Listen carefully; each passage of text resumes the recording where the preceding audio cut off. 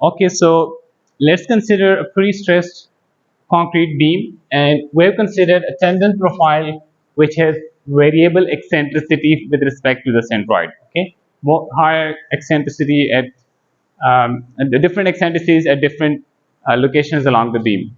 Now we're going to consider different stages of pre-stressing and calculate the stresses at the top and bottom of the beam at various stages. Okay, now let's first consider what are the different stages under which a pre-stressed concrete beam will be undergoing. So first stage is jacking. Okay, so we have discussed in previous lectures that the tendons needs to be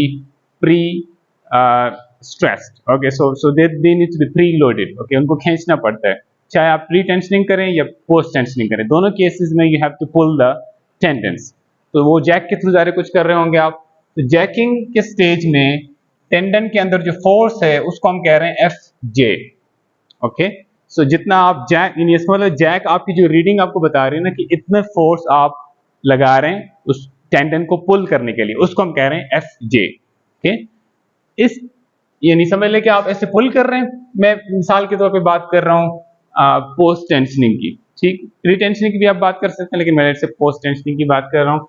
तो आप जब ने tendon को पुल कर लिया तो Jack के अंदर जितनी फोर्स थी उतनी ही फोर्स अभी टेंडन के अंदर, अगर फ्रिक्शन को इग्नोर कर दे तो उतनी फोर्स अभी टेंडन के अंदर भी है. लेकिन जैसे ही आप इस फोर्स को ट्रांसफर करेंगे to the ends of the member, prestressed member, तो वो फोर्स जितनी जैक के थ्रू आपने पुल की थी, थोड़ी सी स्लिपेज की वजह से जो एंकरेजेस हैं उसको टाइट होने में, जिसको थोड़ी सी स्लिपेज की वजह से फोर्स लूज होगी. जितनी आपने जैक ने खींच के रखा था टेंडन को, उससे थोड़ा सा रिलैक्स होगा और थोड़ी सी फोर्स लूज होगी. और दूसरा लॉस कहां पर होगा? जो फोर्स जैसे ही उस मेंबर को ट्रांसफर होगी, तो हमने लास्ट टाइम डिस्कस कर लिया था कि मेंबर थोड़ा सा शॉर्टन होगा, इमीडिएटली कुछ शॉर्टनिंग होगी, इलास्टिक शॉर्टनिंग हमने कहा था. अगेन थोड़ी सी और फोर्स लूज होगी, थोड़ी सी और जो मेंबर में जो टेंडन में फोर्स है वो थोड़ी सी और कम हो जाएगी. तो उस फोर्स इन सारी लॉसेस के बाद जो फोर्स बचेगी उसको हम कह रहे हैं F I, initial pre stress force.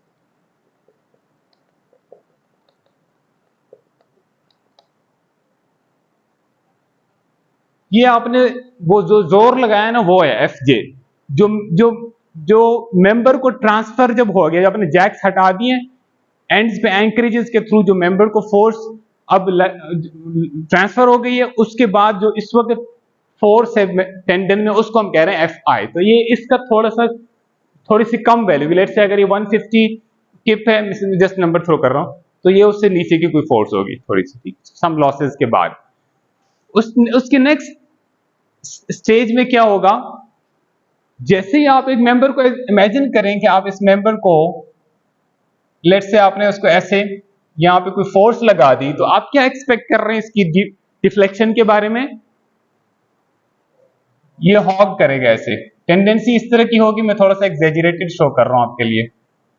जमीन से अगर ये पड़ा हुआ था ना ऐसे, तो वहां से उठेगा, ठीक है, कैम्बर आएगा उसमें, तो उस नेगेटिव के, तो उसकी वजह से क्या हो जाएगा? पहले जब मेंबर जमीन पे पड़ा हुआ था, जमीन से मराद जिस प्लेटफॉर्म के ऊपर पड़ा हुआ था, तब वो जो सेल्फ वेट है वो अभी एक्टिवेट नहीं हुआ था. अभी जैसे ये पड़ा हुआ है तो ये सेल्फ वेट बस जस्ट कंप्रेशन में ओवरऑल लग रहा है. लेकिन जैसे अगर ये नीचे से उठ जाए, ऐसे कैम्बर आ जाए इसमें, तो अब ये सेल्फ वेट फौरन एक्टिवेट हो जाएगा.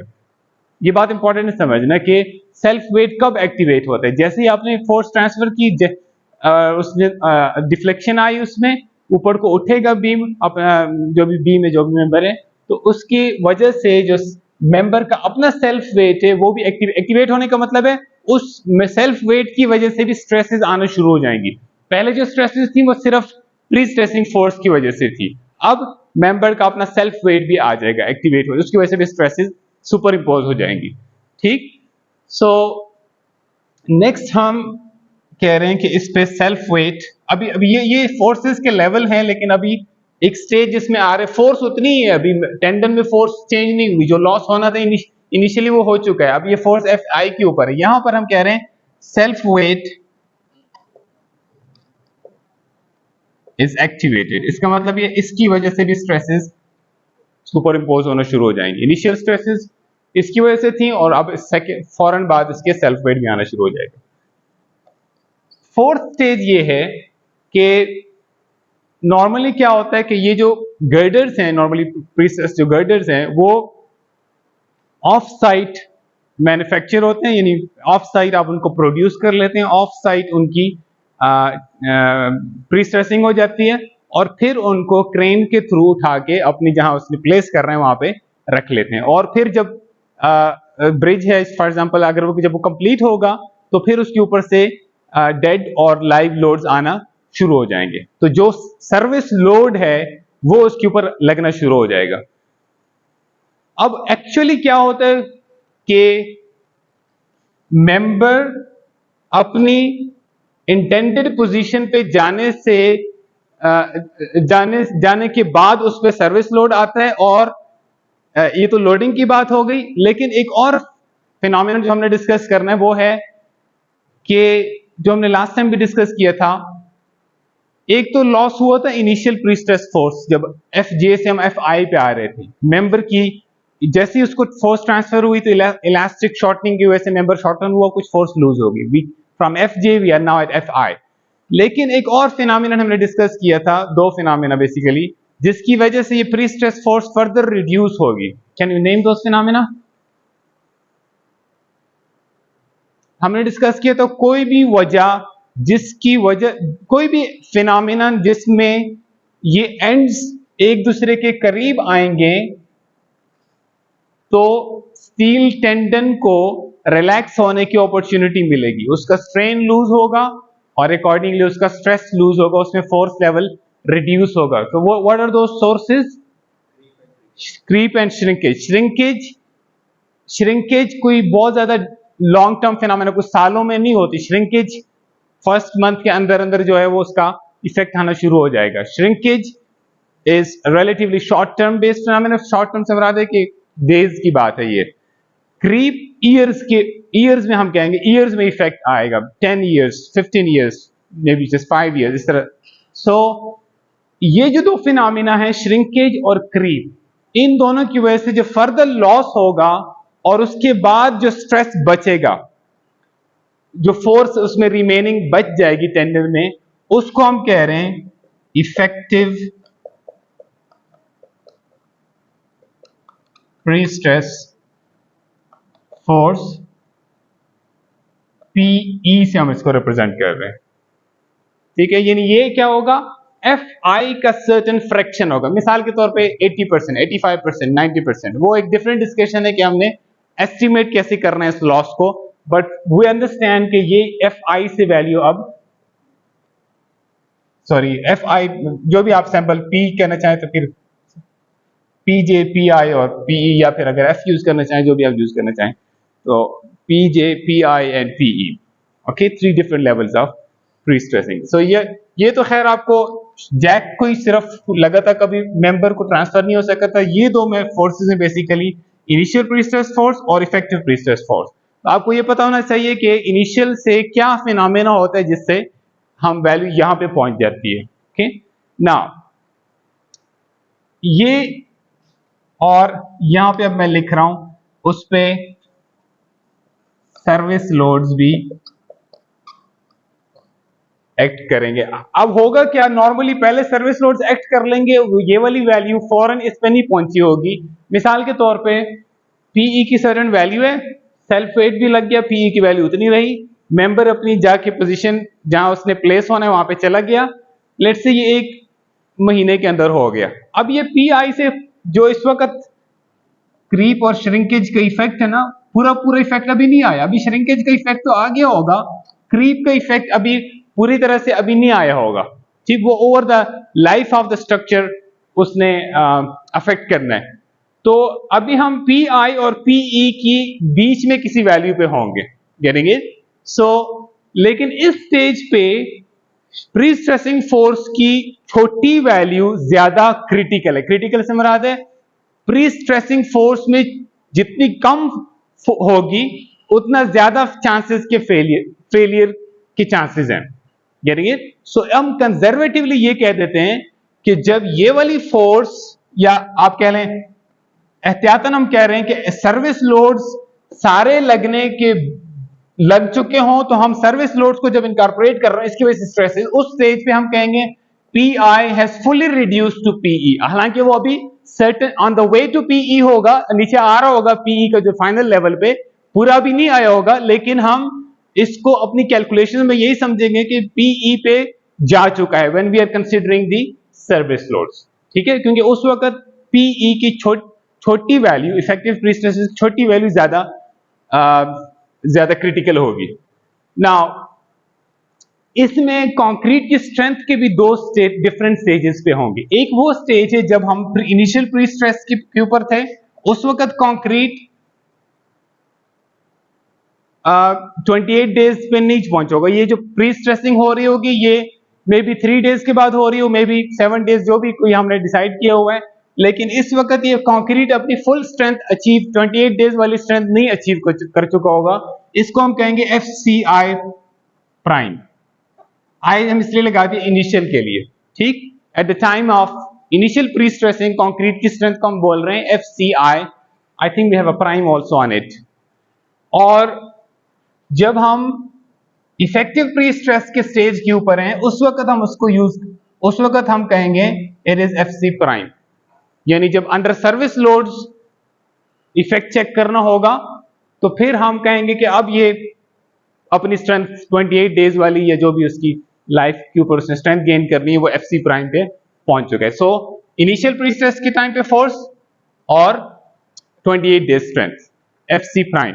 नाउ हर स्टेज के ऊपर हमने मेंबर में टॉप और बॉटम पे स्ट्रेसेस कैलकुलेट करने हैं, और जो मैंने अभी आपको टेबल शेयर किया है, इस टेबल में लिमिट्स लिखे हुए हैं कि फॉर एग्जांपल इस स्टेज पे टॉप पे मैक्सिमम टेंसाइल स्ट्रेस कितनी अलाउड है, बॉटम पे मैक्सिमम कंप्रेसिव स्ट्रेस कितनी अलाउड है। ठीक है, ये डिस्कशन अभी हम टेबल के थ्रू करने लगे। Please open up the table.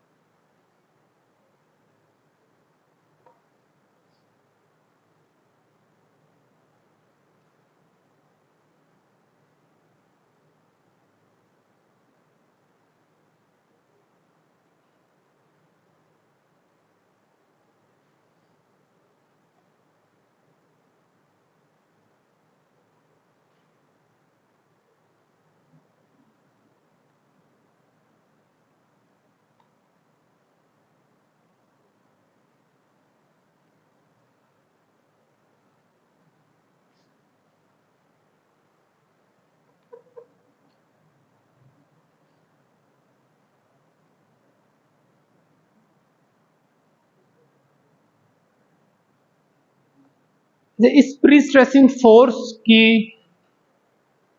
जहां जहां प्रोफाइल जा रही है हमारी, उतनी उतनी एक्सेंट्रिसिटी हर जगह पर। जितनी टेंडन के सेंट्रॉइड और पूरे सेक्शन के सेंट्रॉइड के बीच में डिस्टेंस है, that is eccentricity at that location. तो हर लोकेशन पे डिफरेंट एक्सेंट्रिसिटी हमने दी हुई है। क्योंकि एंड्स पे हमने ये एक्सेंट्रिसिटी दी, मतलब कि एंड्स पे चूंकि अगर सिंपली सपोर्टेड है तो एंड्स पे चूंकि जीरो स्ट्रेसेस प्रोड्यूस होते हैं अप्लाइड लोडिंग की वजह से, ट्रांसवर्स लोडिंग की वजह से, तो हम उस पर एक्सेंट्रिसिटी कम डालते हैं ताकि इसकी वजह से फेलियर ना हो। सो लेट्स से ये क्रॉस सेक्शन है और मैं कुछ यहाँ पे सिंबल्स डिफाइन करने जा रहा हूं। मसलन ये इसका सेंट्रॉइड का लेवल है इस क्रॉस सेक्शन में। फिलहाल रेक्टेंगुलर की बात कर रहा हूं, बाकी डिस्कशन जेनेरिक है, ठीक है। सो लेट्स से इसका जो टॉप और बॉटम पे, टॉप और बॉटम तक का जो एक्सट्रीम डिस्टेंस है उसको मैंने C1 और C2 बोल दिया। C1 न्यूट्रल एक्सिस से सेंट्रॉइड से टॉप तक का डिस्टेंस, C2 बॉटम तक का distance. Okay, so what we are going to do is कि फर्स्ट स्टेज में हम कह रहे हैं जब ये सिर्फ PI लग जाएगा, जस्ट PI, ठीक है, उस वक्त स्ट्रेस कितना होगा।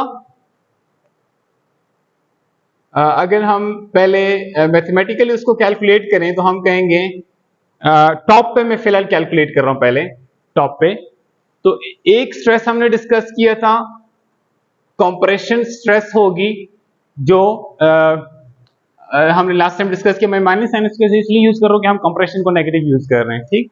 और टॉप के ऊपर आपको पता है, जब हम इसके ऊपर, अगर मैं यहां पे थोड़ा सा नीचे आपको दिखाऊं, जैसे इस जगह पे अगर आप सेक्शन काट के देखें तो यहां पर आपको ये ई की वैल्यू यहां पे, यानी टेंडन आपको यहां पे नजर आ रहा है, तो आपको ये ई की वैल्यू नजर आ रही है। तो हम नॉर्मली एंड से जैसे ही अंदर आते हैं तो हम एक्सेंट्रिसिटी उसको नीचे की तरफ देना शुरू कर देते हैं, क्योंकि हमने ऊपर वाली साइड पे टेंसाइल और नीचे प्री कंप्रेशन जोन देना होता है। ये हम लास्ट टाइम डिस्कस कर चुके हैं। सो होगा क्या कि हम इस इनिशियल प्री स्ट्रेसिंग के स्टेज पे, अगर मैं थोड़ा सा इसको बड़ा बनाऊं समझाने के लिए, मैं आपको इस तरह का मेंबर बना देता हूं। तो इसमें अब आपके ख्याल में ऊपर टेंसाइल स्ट्रेसेस की बेंडिंग की वजह से नेट स्ट्रेसेस टेंसाइल होंगे या कंप्रेसिव, ये अभी हम नहीं डिस्कस कर रहे। एक एक्शन क्या होगा इसका, कंप्रेसिव। दूसरा फ्लेक्चर, फ्लेक्चर की वजह से क्या एक्शन होगा, ऊपर वाली साइड पे टेंसाइल डेवलप होंगी ना, और नीचे कंप्रेसिव। तो हम शुरू में डिस्कस कर चुके थे कि ऊपर कंप्रेसिव और टेंसाइल सुपर इंपोज होके may be net answer compressive बन जाए, may be net answer tensile बन जाए, और एक स्पेशल केस हमने कहा था जीरो बन जाए। और नीचे एक्सियल की वजह से भी कंप्रेशन, फ्लेक्चर की वजह से भी कंप्रेशन। तो हम ये इस वक्त बात कर रहे हैं टॉप की बात कर रहे हैं, एट इनिशियल स्टेज। अब टॉप पे मेरे पास ऊपर टेंसाइल स्ट्रेस आ रही है, तो मैं प्लस साइन यूज कर रहा हूं, और मोमेंट कितना है, P I times E. Okay, what next, उसके बाद मैं यूज कर रहा हूं जैसे एम वाई ओवर आई होता है ना, तो वाई इसके जो मैं एक्सट्रीम डिस्टेंस की बात कर रहा हूं, तो उसको नाम मैंने दिया C1 ओवर आई सी। ए सी जो भी आपका क्रॉस सेक्शन है उसका ग्रॉस एरिया है, कंक्रीट सेक्शन का ग्रॉस एरिया। आई क्या है, उसका मोमेंट ऑफ इनर्शिया, ठीक है, ए सी और आई सी। ओके नाउ, और F2 जो बॉटम के ऊपर है, बॉटम पे क्या होगा, minus P I over A C, compression due to axial action and also compression due to flexure action. यहां पे ध्यान कीजिएगा C2 में यूज करूंगा, क्योंकि मैं बॉटम पे स्ट्रेस कैलकुलेट कर रहा हूं, और उसका जो y है उसको मैंने C2 नाम दिया हुआ है, डिवाइडेड बाय IC। ठीक हो गया, क्लियर है यहां तक। नाउ हम इसमें IC की जगह पे लिख रहे AC/R²। ओके, R क्या चीज है इसमें, रेडियस ऑफ जायरेशन। ओके, आपने R के लिए इस तरह की एक्सप्रेशन को पढ़ा होगा, ठीक है। सो अगर आप I की बात करें तो I को आप ले सकते हैं AR² आप लिख सकते हैं उसको, ठीक। तो मैं सिंपली इसमें इसकी जगह पे AR² लिखूंगा। ये देखिएगा मैं क्या कर रहा हूं, plus PIE over AC/R² into C1. So what do you get now? Minus PI over AC, 1 minus what next? E. Maybe I can consider okay, EC1 over R². Is this okay? ठीक है यहां तक। What next? इसी तरह अगर मैं यहां पर भी IC की जगह AR² लिख दूंगा, तो I will finally end up with PI over AC into 1 plus EC2 over R²। Clear हो गया। Now what do you expect कि इस स्टेज पे हमें किस चीज का डर होगा, डर से मुराद है फेलियर कैसे हो सकता है, इनिशियल प्री स्ट्रेसेस की वजह से। टेंसाइल और कंप्रेसिव दोनों पे हमने कुछ लिमिट्स लगाने हैं कि टेंसाइल स्ट्रेस इससे ज्यादा ना हो जाए और कंप्रेसिव स्ट्रेस इस लिमिट से ज्यादा ना हो जाए, ऐसा ही होगा। तो आपके ख्याल में बॉटम पे टेंसाइल स्ट्रेसेस प्रोड्यूस हो रही है compressive initial pre stress force की वजह से, कंप्रेसिव। बॉटम पे तो एक्सियल की वजह से भी कंप्रेशन, फ्लेक्चर की वजह से भी compression, one compression added up with another compression. तो नीचे इस वक्त इनिशियल जो प्री स्ट्रेस फोर्स है उसकी वजह से नीचे टेंसाइल स्ट्रेसेस आ ही नहीं सकती, हमने इसी तरह से इसको करना है। सो और टॉप पे मे be a net small compressive force, क्योंकि एक कंप्रेसिव है एक टेंसाइल है, जो मैग्नीट्यूड में बड़ा होगा वही नेट बन जाएगा, कंप्रेसिव और tensile. May be a net compression, may be a net tensile और may be just special case 0। ओके, तो इसका मतलब है अगर मैंने लिमिट लगाना है तो बॉटम पे मैं कंप्रेसिव पे लिमिट लगाना चाहिए मुझे या टेंसाइल पे?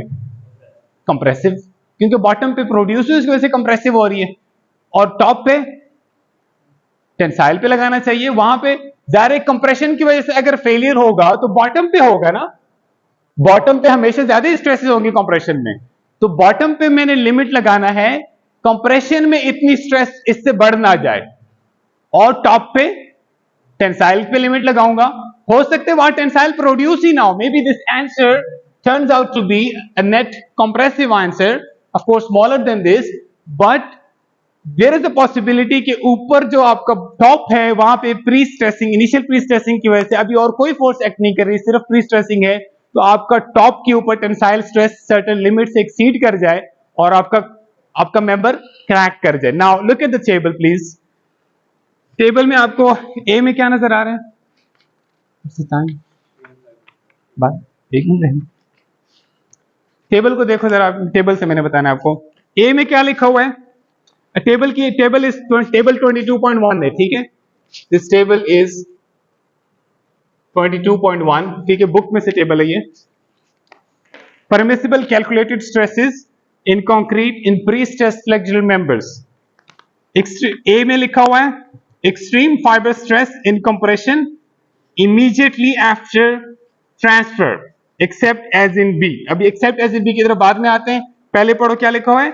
Extreme fibre stress in compression immediately after transfer, यानी जब आपका फोर्स पी आई के बराबर हो उस वक्त एक्सट्रीम फाइबर स्ट्रेस कंप्रेशन में इन लिमिट से एक्सीड नहीं करनी चाहिए। नेक्स्ट आपको क्लास का कॉलम मिल रहा है, you, class you, class T और क्लास सी। यू का मतलब है अनक्रैक्ड,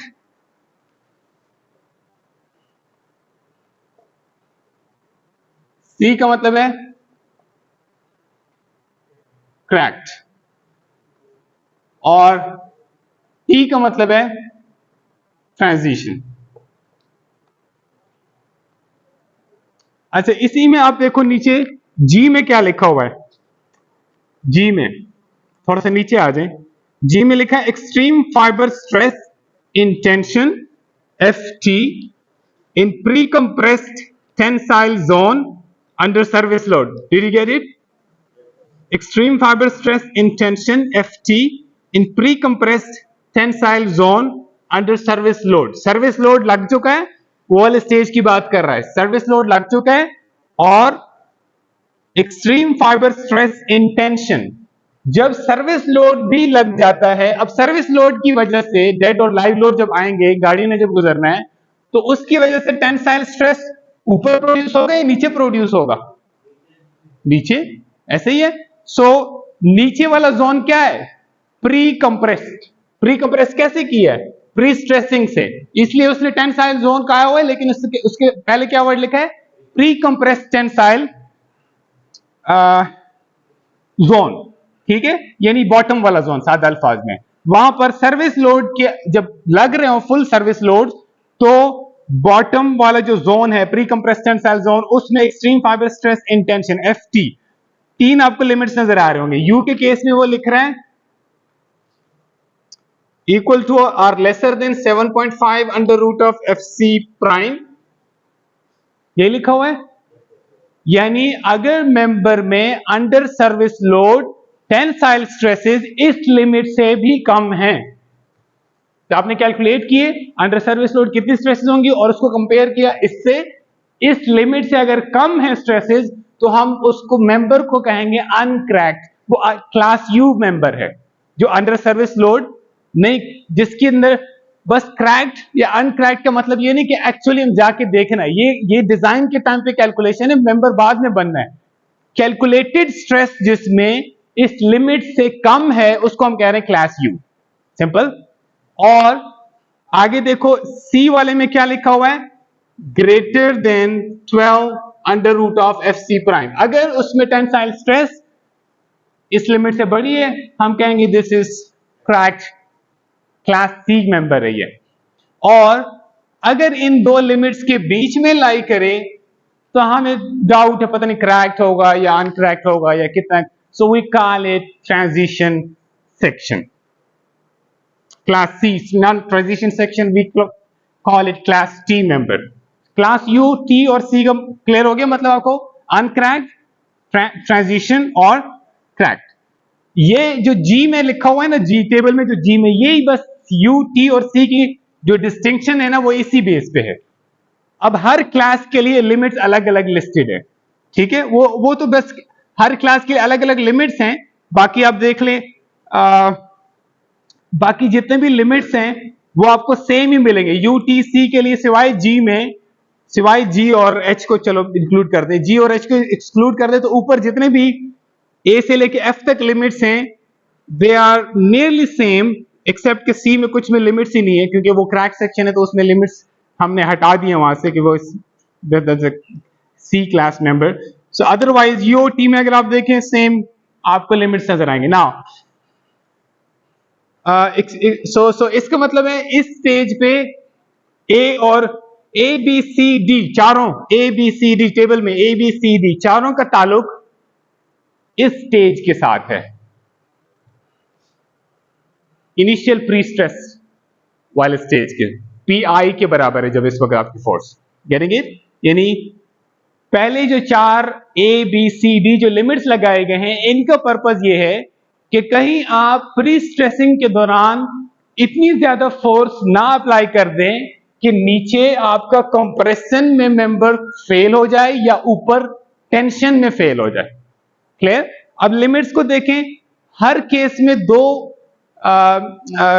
आपको नजर आएंगे, एक तो कंप्रेशन और टेंशन की वजह से दो हमें लिमिट्स लगाने पड़ेंगे, जाहिर है, एक कंप्रेशन के लिए लिमिट, एक टेंशन के लिए लिमिट। एक मजीद आपको एक और चीज मिलेगी, जैसे ए में लिखा हुआ है extreme fibre stress in compression immediately after transfer except as in B, यानी generally speaking A, but special case B. B में क्या लिखा हुआ है? Extreme fibre stress in compression at ends of simply supported members. Simply supported members के लिए अलग से लिमिट लगाई गई है और वो लिमिट थोड़ी बड़ी रखी गई है कंपेयर टू ए में जो लिमिट है 0.6 एफसीआई प्राइम और 0.7 FCI prime. Clear? Simply supported के केस में क्या होता है, एंड्स पे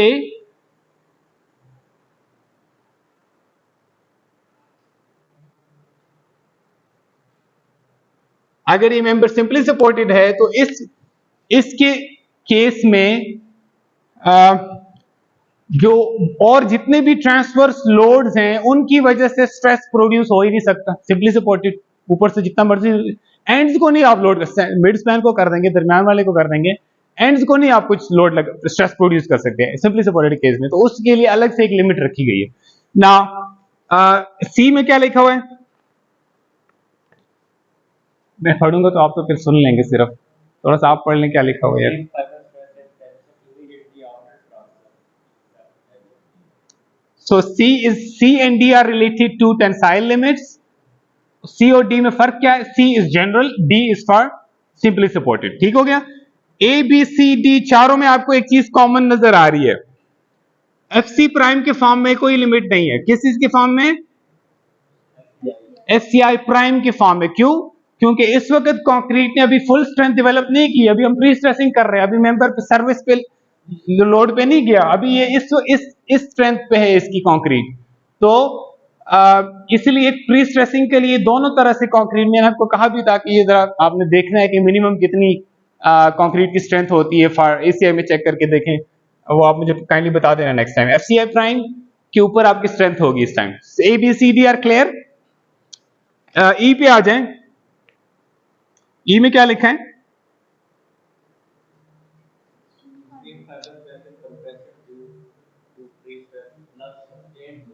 Okay, extreme fiber stress in compression due to sustained load. एक और चीज क्लियर कर दें, E और F में लिमिट्स हैं कंप्रेशन पे और G और H में लिमिट्स हैं टेंशन के ऊपर। ठीक है, H सिर्फ प्री स्ट्रेस 2 स्लैब्स के लिए, बाकी G इज जेनेरिक। ठीक हो गया? G की हम डिस्कशन पहले भी कर चुके हैं। Now we need to clarify कि इसमें क्या लिखा हुआ है E और F में। E और F में फर्क क्या है, आपको क्या नजर आ रहा है? एक्सट्रीम ई में लिखा है extreme fibre stress in compression due to pre stress plus sustained load, और एफ में लिखा है extreme fibre stress in compression due to pre stress plus total load. एक में pre stress plus sustained load, दूसरे में लिखा है pre stress plus total load. तो ये सस्टेन्ड लोड क्या होता है? सर्विस लोड दो चीजें होती है, dead plus live. This is what you call as service load. Now dead load is permanent, agree? What about live load? Live load is not permanent, may be applied, may not be applied, okay? हो सकता है लग रहा हो सकता है ना लग रहा हो, लेकिन लाइव लोड में फर्दर हम दो ब्रेक डाउन कर सकते हैं। एक वो पार्ट जो most of the times applied रहता है, और एक वो पार्ट जो most of the times applied नहीं होता। अप्लाई हो जाता है बट कोई उसका जो इफेक्ट है वो क्रीप के ऊपर कोई इफेक्ट उसका नहीं है, बस आता है और चला जाता है। ठीक, जैसे हैवी लोड्स है, ट्रक्स है, वो ब्रिज के ऊपर आएंगे और चले जाएंगे, that they are not the part of sustained load. ठीक है, लेकिन यू कैन एक्सपेक्ट कि छोटी मोटी गाड़ियां उस पर तकरीबन हर वक्त मोस्ट ऑफ द टाइम्स गुजर रही होंगी। Like sustained load service load का ही एक वो पार्ट है जो जिसमें डेड तो है ही हर वक्त, उस लाइव लोड में से भी वो वाला पार्ट जो most of the times applied रहता है, जिसकी वजह से क्रीप का इफेक्ट आ सकता है, फर्दर आपको कंसीडर करना पड़ सकता है। इसीलिए, और बाज़ औक़ात हम नहीं भी होते टोटल सारा का सारा सर्विस लोड नहीं भी सस्टेन्ड होता है, लेकिन हम कह देते हैं चलो यार सारे टोटल सारे कोई सस्टेन्ड, जितना टोटल सर्विस है सारे ही सस्टेन्ड है। ठीक है, कंजर्वेटिव अप्रोच। सो अगर, लेकिन लिमिट्स अलग अलग, कोड में 12 अलग अलग लिमिट्स हैं। अगर प्री स्ट्रेस और सस्टेन्ड लोड के लिए लिमिट है 0.45 एफसी प्राइम कंप्रेशन में, और प्लस टोटल लोड के लिए लिमिट थोड़ी बड़ी है 0.6 एफसी प्राइम, यानी जो लोड ज्यादातर रहता है वहां पर उसकी वजह से एक छोटी लिमिट लगाई गई कि इससे ज्यादा एक्सीड ना कर दे, ये तो हर वक्त लगा रहता है, इसकी वजह से लिमिट एक्सीड ना कर दे 0.45 एफसी प्राइम। और जो टोटल लोड है उसके लिए थोड़ी बड़ी लिमिट है 0.6 एफसी प्राइम। क्लियर? सो अगर हमारा सारा का सारा सर्विस लोड, और लेट्स से अगर सारा ही सस्टेन्ड हो, हम कहें जितना सर्विस लोड है सारा ही सस्टेन्ड है, फिर इन दो में से कौन सा क्रिटिकल होगा, ई वाला या एफ वाला? क्या चांस है कि कौन से वाली लिमिट एक्सीड हो सकती है? लिमिट एक्सीड तो वो ई वाली हो जाएगी, लेकिन कंसीडर हम एफ वाली करेंगे। अगर sustained load is equal to the total service load, तो आपको एफ चेक करने की जरूरत है नहीं। अगर स्ट्रेस बढ़ते बढ़ते पहले 0.45 एफसी प्राइम को एक्सीड करें तो फिर 0.6 एफसी प्राइम को कर सकते हैं ना। अगर 0.45 से ही नीचे है तो 0.6 तो डेफिनेटली नीचे ही होगा ना। I am not sure if you are getting this, but आप चेक करेंगे तो आपको पता चल जाएगा कि सारी सस्टेन्ड है तो फिर मुझे ये नीचे वाला चेक करने की जरूरत नहीं थी। बट एनीवेज, अगर आपको अभी नहीं भी समझ आई सो ओके, जब आप करेंगे तो आप समझ आ जाएगी कि ये वाला चेक करने की जरूरत ही नहीं थी। अगर स्ट्रेस आपको 0.45 एफसी प्राइम से नीचे है तो डेफिनेटली 0.6 एफसी प्राइम से भी नीचे ही होगा ना। क्लियर? तो अगर वो वाला ओके है क्राइटेरिया 0.5 सस्टेन्ड लोड वाला, तो फिर दूसरा चेक करने की जरूरत नहीं है आपको। ठीक हो गया? क्लियर है आपको? सिर्फ इक्वेशन लिख रहा हूं, ये स्ट्रेसेस हैं due to initial pre stress force. अगर इसके साथ सेल्फ वेट, मैं जस्ट इक्वेशन लिख रहा हूं, I am not doing anything else, just equation आपके लिए लिख रहा हूं। नेक्स्ट टाइम हम न्यूमेरिकल चला सॉल्व करेंगे।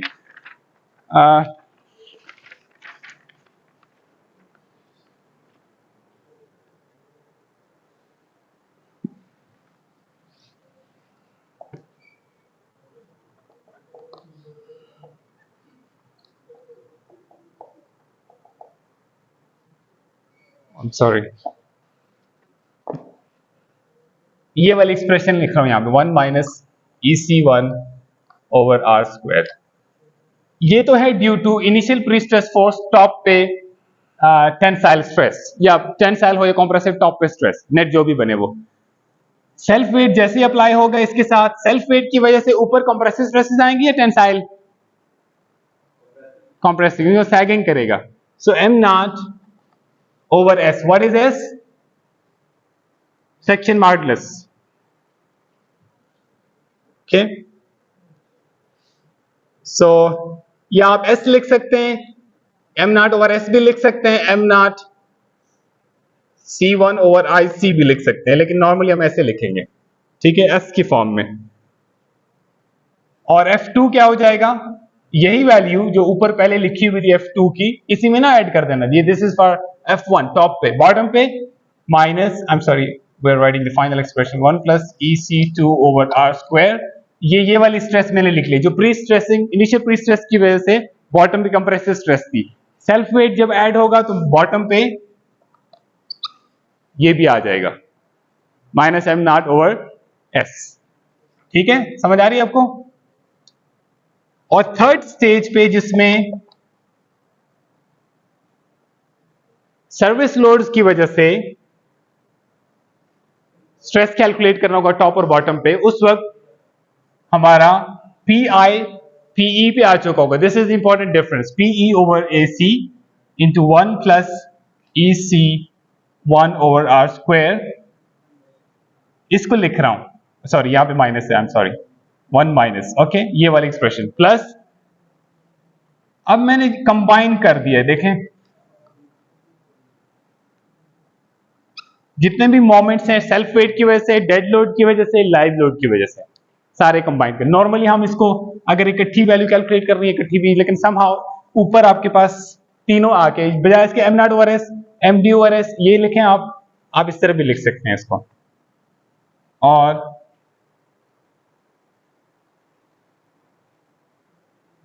जस्ट अ मोमेंट, हमने ऊपर बोला हमने यही कि ऊपर कंप्रेसिव प्रोड्यूस होंगी, तो कंप्रेसिव के लिए हमें माइनस साइन लिखना चाहिए था ना, ये टॉप वाले हैं, सेल्फ वेट की वजह से ऊपर कंप्रेसिव प्रोड्यूस होंगी ना। So now this is right, ठीक है, पहले हमने गलत लिखा था, माइनस लिखना चाहिए यहां पे। और F2 की वजह से minus PE over AC 1 plus EC2 over R square, ये वाली एक्सप्रेशन। अब इसमें m नॉट के साथ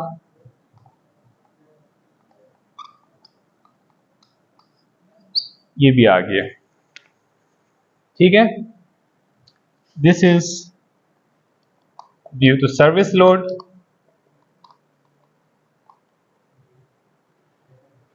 this is due to PI and self weight,